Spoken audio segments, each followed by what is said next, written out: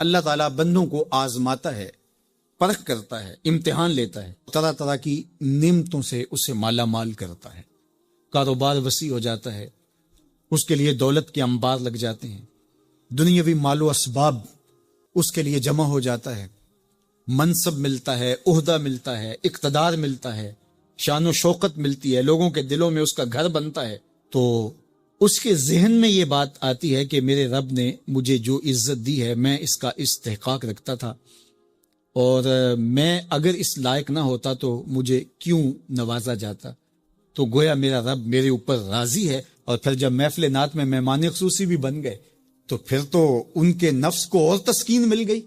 جب پیر صاحب نے بھی ان کو ہی اہمیت دی تو پھر انہیں لگا کہ واقعہ ہی ہمارا رب ہم پہ راضی ہی ہے، تبھی تو ہمیں مذہبی طبقوں کے اندر بھی اہمیت مل رہی ہے، حالانکہ وہ جانتے ہیں کہ ہم نے یہ دولت کیسے حاصل کی ہے، وہ جانتے ہیں کہ ہمیں سجدے کی توفیق نصیب نہیں ہے، وہ جانتے ہیں کہ آج اس محفل میں مہمان خصوصی سے تو کل ہم شراب خانے میں تھے، انہیں پتا ہے، لیکن اس کی طرف توجہ نہیں جاتی، سوچتے نہیں ہیں، بلکہ وہ یہ سمجھتے ہیں کہ ہمیں یہ جو عزت مل رہی ہے یہ اللہ تعالیٰ کی طرف سے ہماری کسی قبولیت کی وجہ سے یہ عزت ہے، حالانکہ یہ ان کی آزمائش تھی، ان کا امتحان تھا۔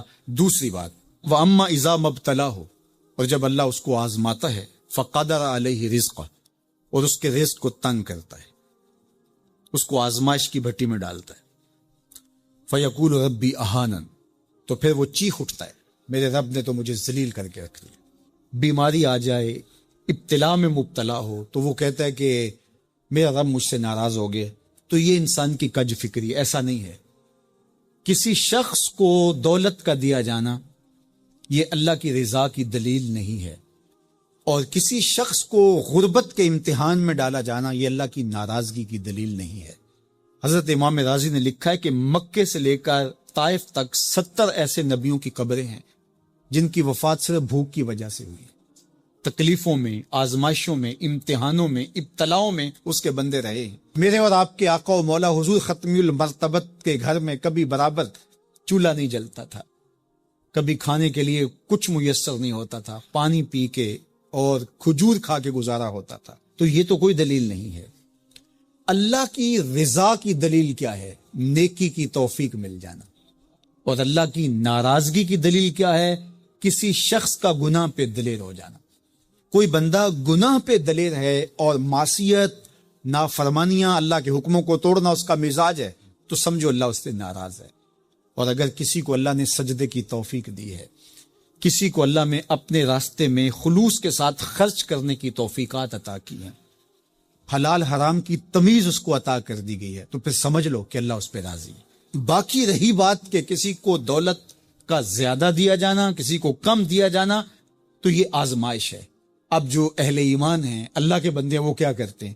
جب دولت زیادہ ملتی ہے، اقتدار ملتا ہے، منصب ملتا ہے، تو بس اللہ کے شکر کے دائرے میں آ جاتے ہیں، اور جب مصیبت آتی ہے، تکلیف آتی ہے، اذیتوں میں مبتلا ہوتے ہیں، تو پھر وہ یہ نہیں کہتے کہ ہمارے رب نے ہمیں ذلیل کر دیا، بلکہ وہ اس پہ صبر کرتے ہیں اور اللہ کے حضور دعائیں کرتے ہیں، التجائیں کرتے ہیں کہ مالک تو نے جو جس آزمائش میں ڈالا ہمیں پورا اترنے کی توفیق نصیب فرما، ہماری اس فیت پوشی کا بھرم نہ ٹوٹے، اور ہمیں اس مشکل وقت سے بچانا کہ جب ہماری یہ غربت ہمیں کفر تک لے جائے۔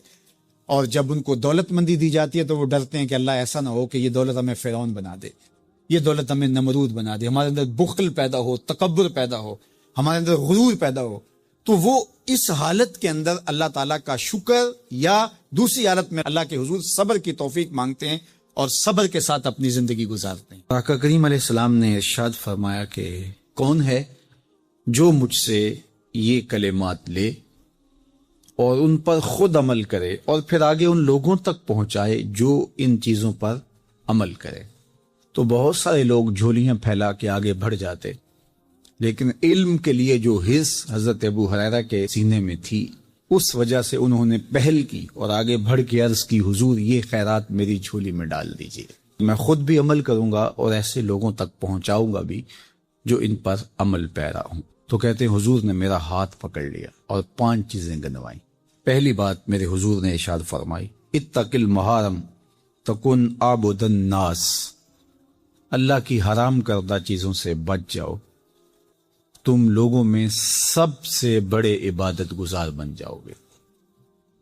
نیکی کرنا بہت اہم ہے، لیکن یہاں جو تعلیم دی گئی وہ گناہ سے بچنے کی ہے۔ ایک شخص رات کو 100 نفل پڑھ لیتا ہے، لیکن صبح اٹھ کے کسی کا حق غصب کرتا ہے، کسی کو گالی دیتا ہے، جھوٹ بولتا ہے، کم تولتا ہے، کم ناپتا ہے، اللہ کے احکام کو توڑتا ہے، اور دوسرا شخص ساری رات عشاء کی نماز کے بعد سویا رہا اور دن کو فجر کے بعد اس نے جھوٹ نہیں بولا، کسی کو تنگ نہیں کیا، اللہ کی مخلوق کو ضرر نہیں پہنچایا، تو شریعت ایسے شخص کو پسند کرتی ہے جو اللہ کی حرام کردہ چیزوں سے بچ جائے۔ نیکی کی توفیق مل جائے، نفلی عبادات میسر آ جائیں تو بڑی بات ہے، لیکن اس سے بڑی بات یہ ہے کہ اللہ کی حرام کردہ چیزوں سے بچا جائے۔ دوسری بات ارشاد کی، وَرْضَ بِمَا قَسَمَ اللَّهُ لَكَ تَكُنْ أَغْنَى النَّاسِ، اللہ کی تقسیم پہ راضی ہو جا، لوگوں میں سب سے بڑا غنی تو ہوگا۔ دولت کی کثرت سے بندہ غنی نہیں بنتا، کتنے دولت مند ہیں، نفس کی کمینگی ہی ختم نہیں ہوتی۔ تو غنی اس وقت بندہ بنے گا جب اللہ کی تقسیم پہ راضی ہو گیا، اللہ نے جس حالت پہ رکھا اس حالت پہ خوش ہے کہ میرے مالک نے مجھے جو دے دیا یہ میرے لیے اس نے مناسب جانا، تو بس میں اس پہ راضی ہوں، میں اس پہ خوش ہوں۔ اور اگر انسان یہ نہیں چاہتا اور نہیں کرتا تو جہاں بھی ہوگا وہ مطمئن نہیں ہوگا۔ پھر ارشاد فرمایا، وَأَحْسِنْ إِلَى جَارِكَ تَكُنْ مُؤْمِنًا، اپنے ہمسائے کے ساتھ سلوک اچھا کر تو کامل مومن ہو جائے گا۔ جو آپ کا ہم سایہ ہے تو آپ کا سایہ شفقت کا اس پر پڑنا چاہیے۔ آپ کا ہم سایہ آپ کی طرف سے سخت دھوپ میں اذیت گوارا نہ کرے، بلکہ آپ کے ہم سائے کے آپ ہم سائے ہی قرار پائیں۔ تو آپ کے ایمان کی کسوٹی یہ ہے، آپ کے مومن ہونے کا معیار یہ قرار دیا گیا کہ آپ اپنے ہمسایوں کے ساتھ کیسے ہو۔ چوتھی چیز، وَأَحِبَّ لِلنَّاسِ مَا تُحِبُّ لِنَفْسِكَ تَكُنْ مُسْلِمًا، اگر تم کامل مسلمان بننا چاہتے ہو تو جو اپنے لیے پسند کرتے ہو تمام مخلوق کے لیے وہ پسند کرو۔ اب کوئی شخص یہ مزاج اپنی طبع میں راسخ کر لے تو معاشرے کے اندر شر، فساد، بدامنی، کسی کے حقوق کو غصب کرنا، کسی سے زیادتی کرنا، کسی کا برا چاہنا، سب کچھ ختم ہو جائے گا، اور یہ معاشرہ جنت نظیر بن جائے گا کہ جو ہم اپنے لیے پسند کرتے ہیں وہ ہم اپنے دوست کے لیے، بھائی کے لیے، ہمسائے کے لیے، عزیز کے لیے، رشتہ دار کے لیے پسند کریں۔ اور پانچویں بات، وَلَا تُكْثِرِ الضِّحْكَ فَإِنَّ كَثْرَةَ الضِّحْكِ تُمِيتُ الْقَلْبَ، ابو ہریرہ زیادہ ہنسا نہ کرو، زیادہ ہنسنے سے دل مر جاتا ہے۔ مسکرانا تو سنت ہے، مسکرانا حضور کی عادت تھی، جس کی تسکین سے روتے ہوئے ہنس پڑیں، اس تبسم کی عادت پہ لاکھوں سلام۔ مسکرانے کے بعد اگلا مرحلہ دہک کا آتا ہے، لیکن دہک کبھی کبھی حضور سے صادر ہوا، اور کہا یہ حضور علیہ السلام سے صادر نہیں ہوا، تو کہے سے منع کر دیا گیا۔ دہک کبھی کبھی ہو اور تبسم آپ کی زندگی میں شامل ہو۔ اللہ اس حدیث پاک کا نور ہماری روحوں میں اتار دے اور ہمارے باطن میں چراغاں کرے۔ کرونا وائرس کی وجہ سے پورے ملک کے اندر لاک ڈاؤن ہے، تو اس موقع سے بھرپور فائدہ حاصل کر کے ہمیں ذکر و فکر کی طرف آنا چاہیے۔ قرآن مجید کی تلاوت، کثرت نوافل، قضا شدہ نمازوں کی ادائیگی اور دیگر امور خیر بجا لانے چاہیے۔ اپنے ماں باپ کی صحبت میں بیٹھنا چاہیے، ان کی دعائیں لینی چاہیے، اپنے بچوں کے پاس بیٹھیں، اور بہت سارے اور امور جو ہم اپنی مصروفیات کے باعث پورے نہیں کر پاتے، تو یہ موقع ہے ان کو پورا کرنے کا۔ لیکن اس موقع سے ناجائز فائدہ حاصل کرتے ہوئے بہت سارے لوگ اپنے مکانوں کی چھتوں پہ دھاتی تاروں کے ذریعے پتنگیں اڑانے کے شغل میں مصروف ہیں، تو اس شغل سے خدا را باز آئیے یہ موقع ایک دوسرے کی مدد کرنے کا ہے، نصرت اور اعانت کرنے کا ہے، نہ یہ کہ مکانوں کی چھتوں پہ کھڑے ہو کے آپ خونی کھیل کھیلیں اور دھاتی ڈور کے ذریعے سے لوگوں کے گلے کٹیں اور لوگوں کو نقصان ہو۔ تو اس سے خدا را ہمیں خود بھی باز آنا چاہیے اور اپنے بچوں کو بھی اس سے روکنا چاہیے، ان کی حوصلہ شکنی کرنی چاہیے۔ ویسے بھی علماء نے کہا کہ یہ جو پتنگ کٹتی ہے تو بچے اس کو لوٹنے کے لیے دوڑتے ہیں اس کے پیچھے۔ تو عمومی طور پہ ہمارے ہاں یہ کہا بھی جاتا ہے کہ میں پتنگیں لوٹ رہا ہوں یا لوٹ کے لایا ہوں، تو شرعاً وہ اس کی ملک نہیں تھی تو وہ کیسے اس کو اپنے پاس رکھ سکتا ہے؟ تو یہ ایسا گناہ ہے جس کو گناہ نہیں سمجھا جاتا، اور بچپن میں معصوم ذہن پر لوٹ مار کا تصور اس سے ابھرتا ہے، اور آج وہ پتنگ لوٹ کے لایا ہے تو کل بڑا ہو کے بڑا لٹیرا بنے گا۔ تو یہ ماں باپ کو سوچنا چاہیے کہ پتنگ لوٹنے کا عمل لوٹنے کی ایک مشق ہے، اور بچہ اس کو کوئی برائی نہیں سمجھ رہا اور اس کو گناہ نہیں سمجھ رہا، حالانکہ یہ مال لقطہ ہے۔ اور اگر کسی نے پتنگ لوٹ لی یا ڈور لوٹ لی تو ہمارے فقہاء نے لکھا ہے کہ 6 ماہ تک اس کا اعلان کرے، مالک کے نہ ملنے کی صورت کے اندر اس کو صدقہ کرے، وہ خود پھر بھی نہیں رکھ سکتا ہے چونکہ یہ مال لقطہ کے حکم کے اندر ہے۔ تو عمومی طور پہ ہم بچے کو بھی شاباش دیتے ہیں، اس کو بڑا دلیر قرار دیتے ہیں کہ اس نے اتنی پتنگیں لوٹی، آج اس کا یہ کمال ہے۔ تو میاں یہ بچوں کے نفسیات کے اندر لوٹ مار کے تصور کو راسخ کرنے کا ایک ذریعہ ہے پتنگ۔ اس نقطہ نظر کی طرف شاید کبھی کسی کی توجہ نہ گئی ہو، تو اس پہ بھی غور کرنے کی ضرورت ہے۔ میں تو یہ بات کہا کرتا ہوں کہ چلتی ہوئی ٹرالی سے یا ٹرک سے جو بچہ گنا لوٹتا ہے تو اس کو بچے کی بہادری اور فنکاری سمجھا جاتا ہے، لیکن آج جس نے گنا لوٹا ہے تو کل وہ ملک لوٹنے لگے گا، کل وہ اور کچھ بھی لوٹے گا۔ تو یہ چونکہ جب برائیاں شروع ہوتی ہیں تو بڑے پیمانے سے شروع نہیں ہوتی، چھوٹے پیمانے سے شروع ہوتی ہیں۔ تو پتنگ لوٹنے کا تصور لوٹ مار کی طرف لے جانے والا ہے، اور دوسرا یہ قاتل ڈور کتنے لوگوں کی زندگی کا چراغ بجھا دیتی ہے، اور کیا گزرتی ہے ان ماں باپ کے اوپر جن کا لخت جگر، جن کا بیٹا ان کے ہاتھوں کے اندر دم توڑ جاتا ہے اور گلا کٹ گیا ایک ڈور سے۔ اور ایسے واقعات ہم کتنے سنتے ہیں۔ تو میں گزارش کروں گا کہ اس خونی کھیل سے باز رہا جائے۔ اخلاقیات بھی اجازت نہیں دیتے، ہمارا ملکی قانون بھی اس کی اجازت نہیں دیتا، اور پنجاب پولیس بھی اس پر ایکشن کر رہی ہے۔ ان کے ساتھ تعاون کیجئے اور اپنے گرد و پیش کے ماحول کی انہیں خبر بھی کیجئے، خود بھی بچیے، اپنی اولادوں کو، بچوں کو بھی اس سے محفوظ رکھیے۔ اللہ آپ کی حفاظت کرے۔ والسلام علیکم ورحمۃ اللہ وبرکاتہ۔ قرآن مجید کا اسلوب بیان دیکھیے کتنا دل آویز اور خوبصورت، اور مذہب اسلام کی خوبصورتی دیکھیے۔ غریبوں کو، یتیموں کو، لاچاروں کو، اپاہج اور کمزوروں کو، بیوگان اور اراملہ اور مساکین کو مدد کرنا، ان کی اعانت کرنا، ان کو کھانا دینا، یہ تو سارے لوگ کہتے ہیں، لیکن قرآن نے کتنی خوبصورتی کے ساتھ ہمیں بتایا کہ مسئلہ کھانے کا نہیں ہے، مسئلہ ان کو عزت دینے کا ہے۔ اگر تم ان کو کھانا دیتے ہو اور تذلیل بھی کرتے ہو تو تم اللہ کی رضا کبھی نہیں پا سکتے۔ اللہ کی رضا تمہیں تب نصیب ہوگی جب تم ان کی عزت نفس کا خیال رکھو گے، ان کی تذلیل نہیں کرو گے۔ تم ان کی تصویریں سوشل میڈیا پہ اور اخباروں پہ ڈال کر کے ان کی تذلیل کا سبب اور ذریعہ نہیں بنو گے تو پھر تمہارا رب تم سے راضی ہے۔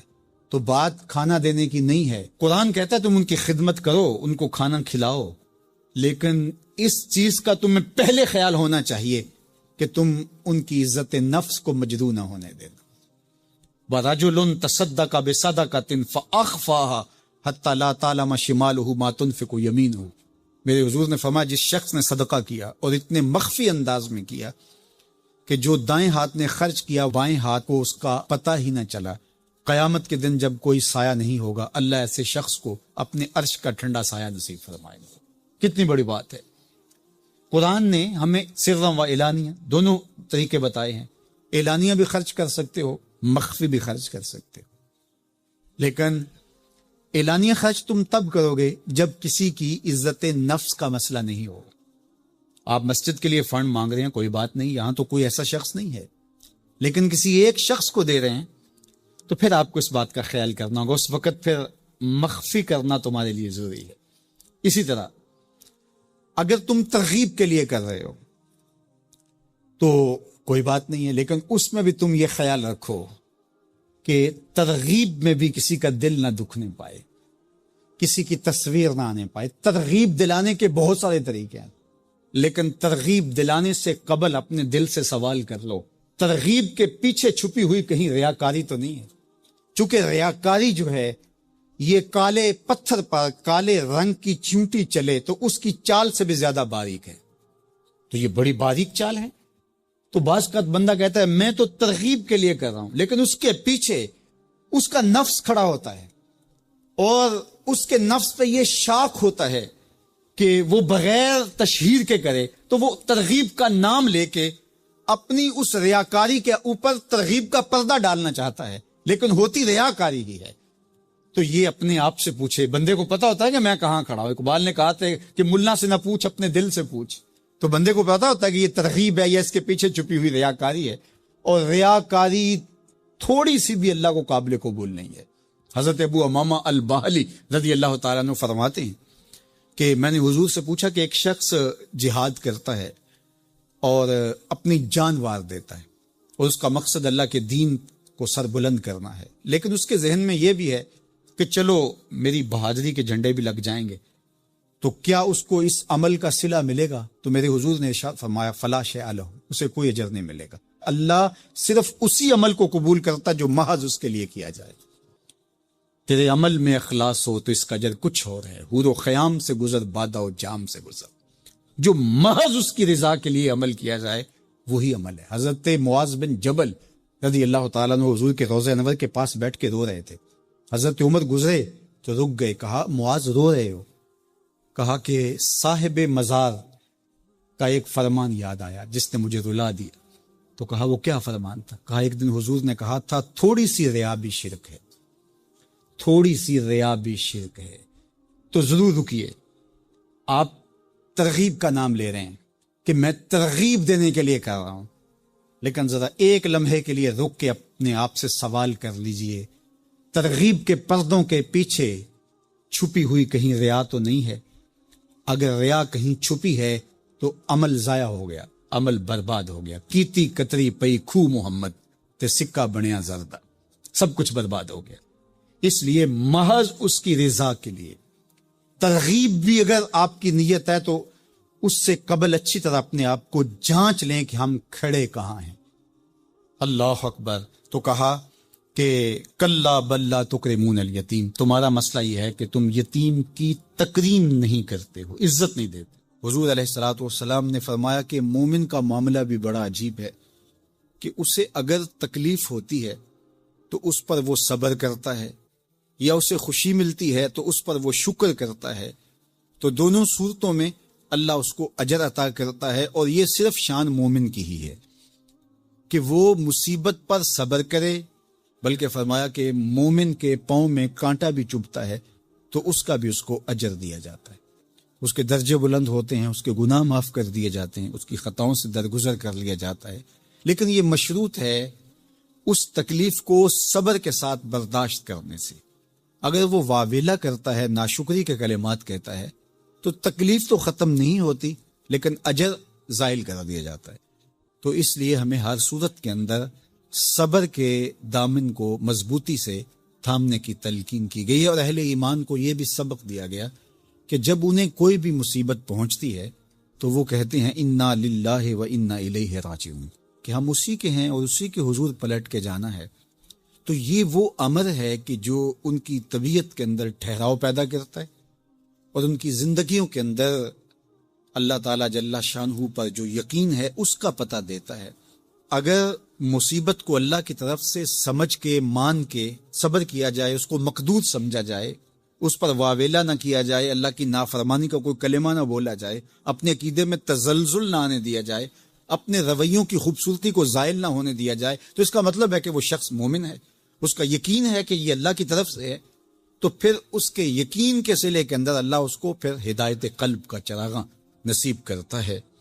اور فرمایا واللہ بکل شیء علیم، اور اللہ ہر شے کو جاننے والا ہے، اسے پتہ ہے کہ کسی پر مصیبت نازل کیوں کرنی ہے، اور اس مصیبت سے اس کا امتحان لینا مقصود ہے، اس کے درجوں کو بلند کرنا مقصود ہے، اس کے گناہوں کو معاف کرنا مقصود ہے، اس کو کسی آزمائش میں ڈال کر کے اس کو مزید کندن بنانا مقصود ہے، یا اس کا کیا مقصود ہے، اس کو سزا دینا مقصود ہے، یہ اسے پتہ ہے۔ تمہارا رب تمہاری طرف آنے والی جو تکلیفیں ہیں ان کے اندر ہزارہا پنہا حکمتوں سے واقف ہے۔ یہاں یہ بات بھی سمجھنے کے قابل ہے کہ جو شخص مصیبت کے آنے پر صبر اور استقامت کے ساتھ اس سے نپٹتا ہے اور اللہ پر جو اس کا یقین ہے اس میں تزلزل پیدا نہیں ہونے دیتا، کل من عند اللہ، اے محبوب فرما دیجئے جو کچھ ہے وہ تمہارے رب کی طرف سے، یہ اس کا خیال اور فکر ہے کہ یہ میرے اللہ کی طرف سے، تو پھر اس مصیبت کو ٹالنے والا بھی وہی ہے۔ تو اگر یہ اس کا عقیدہ پختہ تھا تو پھر وہ مالک کی دہلیز چھوڑ کے، مالک کی چوکھٹ چھوڑ کے کسی اور دہلیز پہ نہیں جائے گا، کسی اور چوکھٹ پہ نہیں جائے گا، وہ اس مصیبت کو دور کرنے والا مؤثر حقیقی اللہ کو ہی جانتا ہوگا اور اسی کے حضور دعائیں کرے گا، التجائیں کرے گا، کسی شرک کا ارتکاب نہیں کر سکتا ہے اور وہ مالک کی دہلیز سے کبھی روح گردانی نہیں کر سکتا، بلکہ اس تکلیف کے آنے سے وہ اپنے رب کے ساتھ اور زیادہ جڑ جائے گا، اور اگر وہ صبر کرے تو یہ اس کا ایک مرتبہ ہے کہ وہ حوصلے کے ساتھ اس تکلیف کو برداشت کرے، اور دوسرا مرتبہ جو اس سے بڑھ کر ہے کہ اس پہ اللہ کی رضا کے سانچے میں اپنے آپ کو ڈھال لے کہ جے سونا میرے دکھ وچ راضی، میں سکھ نو چلے ڈاواں۔ اگر وہ اس بات پہ راضی ہے تو کوئی بات نہیں ہے، میں اس پہ راضی ہوں کہ میرے رب کی یہ رضا ہے۔ تو یہ دونوں چیزوں کا مل جانا یا دونوں میں سے کسی ایک کا مل جانا، یہ اللہ کی طرف سے اس کو دیا گیا انعام ہے جو اس مشکل حالات میں اس کو حاصل ہوتا ہے۔ اب وہ کس کیفیت میں ہے اللہ تعالیٰ اس کو خوب جانتا ہے کہ وہ اس پہ صبر کر رہا ہے یا اس کا اندر ڈول رہا ہے، اس کا عقیدہ کمزور تھا اور وہ کمزوری کے باعث جو ہے وہ تزلزل کا، تذبذب کا شکار ہو گئے، تو یہ تمہارا رب خوب جانتا ہے۔ تو تمہارے سینے کے اندر چھپی ہوئی کیفیت تمہارے جاتا ہے، سوال کا دروازہ کھول لیتا ہے، اللہ اس کے لیے محتاجی کا دروازہ کھول لیتا ہے۔ حالات سخت بھی ہوں، اگر قابل برداشت ہوں تو ان کو برداشت کرنا چاہیے تاکہ سوال کی عادت نہ پڑے۔ انسان مخمسے کی حالت میں ہو، مجبور ہو جائے تو وہ ایک الگ بات ہے، مخمسے کی حالت میں سوال جائز ہو جاتا ہے، لیکن اگر حالت مخمسے کی نہ ہو تو پھر سوال نہیں کرنا۔ تھوڑی سی مشکل آئی اور اناج بٹتے ہوئے دیکھا تو خود بھی سوالی بن کے جا کے کھڑے ہو گئے، جبکہ ہمارے گھر کے اندر اتنا کچھ موجود تھا کہ ہم گزر کر سکتے تھے، لیکن مفت کا مال ہے لہٰذا کوئی حرج نہیں ہے، تو پھر آہستہ آہستہ انسان اس کا عادی بن جاتا ہے۔ اللہ اس وقت سے بچائے کہ ہم محتاج ہوں اور ہمیں عملاً اس جگہ پہ آنا پڑے، اللہ سب کو محفوظ فرمائے۔ لیکن اگر حالات کچھ تلخ بھی ہوں تو پھر بھی اگر آپ دیکھیں اپنے آپ کو کہ کیا ہم ایسی جگہ پہ تو نہیں ہیں کہ ہم سوال کرنے جائیں، تو باہر ایک ماحول دیکھ کر کے تو لپک پڑنا، تو اس سے آپ کی طبع کے اندر سوال کی عادت پیدا ہوگی۔ تو اس لیے جو مانگنا شروع کر دیتا ہے پھر اس کے لیے محتاجی کا دروازہ بند نہیں ہوتا، الا یہ کہ کوئی سخت مجبور ہو جائے تو شریعت اس کو اس کی اجازت دیتی ہے۔ تیسری بات میرے اور آپ کے آقا و مولا نے جو قسم کر کے کہی، ما نقص مال عبد من صدقہ، کہ صدقے سے بندے کا مال کم نہیں ہوتا۔ آپ کا اکاؤنٹنٹ کہتا ہے کہ اگر اتنے پیسے اتنوں سے نکال دیے گئے تو باقی اتنے بچیں گے، کیلکولیٹر کا حساب بھی یہی ہے، لیکن میرے محبوب فرماتے ہیں کہ میں ضمانت دیتا ہوں کہ صدقے سے مال کم نہیں ہوتا، تو اس لیے تم راہ خدا میں خرچ کرو گے تو میرا رب کہہ رہا ہے خیر لانفس، یہ تمہارے لیے بہتر ہے، تمہیں لگتا ہے کہ اتنے کم ہو جائیں گے لیکن ایسا نہیں ہے، تمہارا مال صدقے سے گھٹتا نہیں ہے، صدقے سے تمہارا مال بڑھتا ہے۔ اور اللہ تعالیٰ جل شانہ 1 کا 10 گنا عطا کرتا ہے، 70 گنا عطا کرتا ہے، 700 گنا عطا کرتا ہے، فرمایا اللہ چاہے تو اس سے بھی زیادہ عطا کرتے۔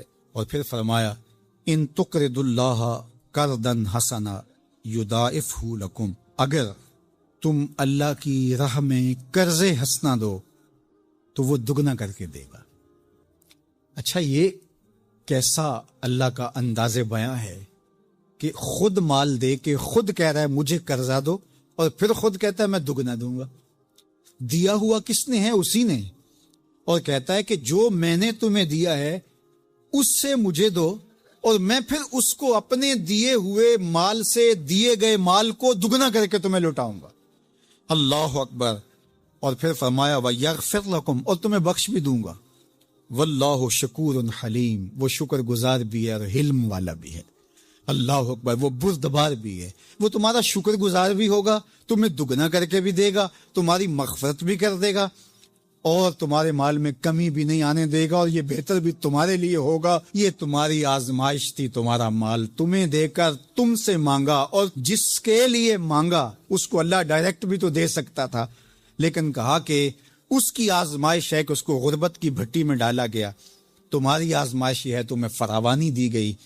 اب دیکھیے کہ وہ آزمائش میں پورا نکلتا ہے، تم آزمائش میں پورے نکلتے ہو، دونوں آزمائش میں پورے نکلتے ہیں، یا پھر تم نامراد اور ناکام ہو جاتے ہو۔ اللہ اکبر۔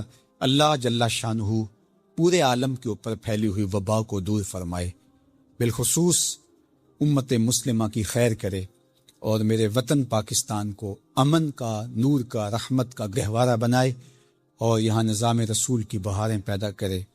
اللہ ہمیں معاشی بحرانوں سے نکال کے معیشت کا استحکام عطا کرے، اور ایک دوسرے کے لیے جذبہ احساس، جذبہ ہمدردی اور راہ خدا میں خرچ کرنے کا جذبہ فراما ہمارا مقسوم کرے۔